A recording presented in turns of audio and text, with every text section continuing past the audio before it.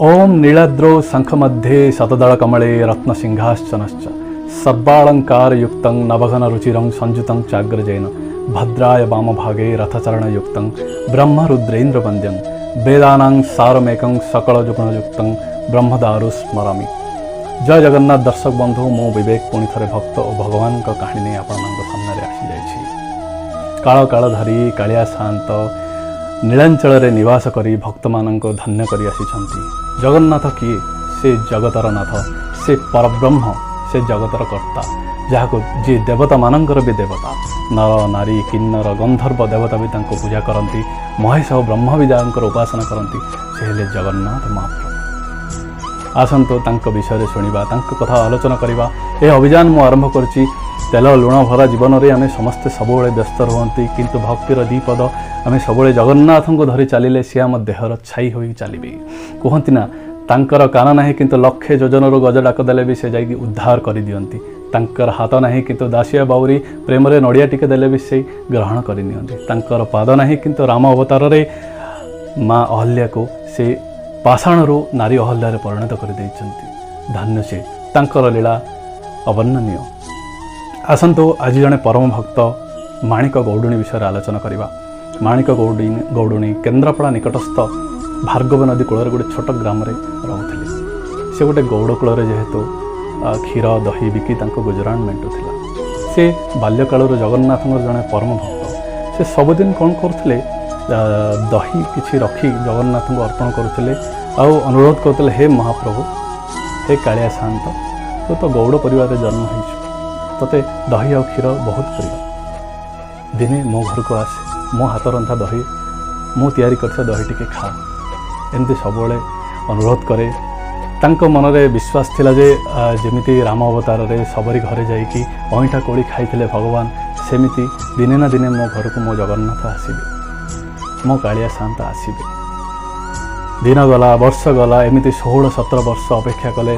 सबुबले दही करती, भगवान को अर्पण करती, संध्या जे अपेक्षा करती, पुणी भार्गवी नदी में जाई विसर्जन करती।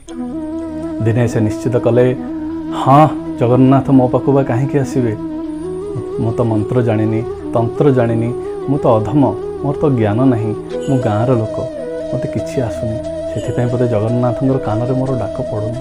हे महाप्रभु, आपन कौन एत निष्ठुर? मो कथा टिके भी मन पड़ूनी आपन को, ये छोट भक्ततार कथा कौन मन पड़ूनी आपन को? एमती कही भार्गवी रे निज जीवन हारिया बोले जंगल अभिमुखे यात्रा करी जंगल देकी से जाउथिले भार्गवी नदी में झास देवाई। यहीपटे जगन्नाथ महाप्रभु को पुरुषोत्तम देव अनुरोध क्रमे से बाहरी कांची अभियान रे से कहानी मु आउदिने कहिया चेष्टा करी। जगन्नाथ और बलराम कला घोड़ा धड़ा घोड़ा जाइछन्ति।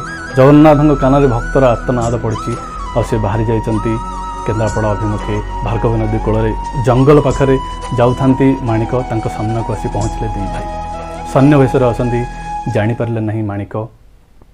से माणिक कहले, हे माँ बहुत खरा होची, टिके दही पीवा दबनी? माणिक कहले, हे गोसाई नहीं, मु आपन को दे पारिबि नहीं, आपन राजकुमार भली लागुचंती, मते क्षमा करिवे।